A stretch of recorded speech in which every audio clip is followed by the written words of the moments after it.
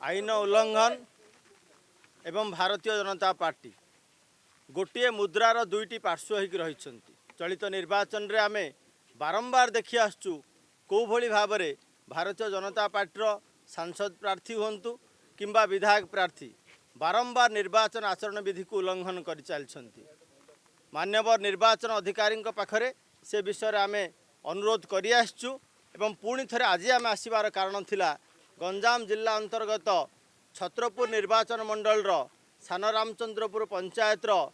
मधुरचुआ ग्राम रे भारतीय जनता पार्टी जे प्रार्थी होती चलित निर्वाचन रे कृष्णचंद्र नायक सी गतकाली राति रे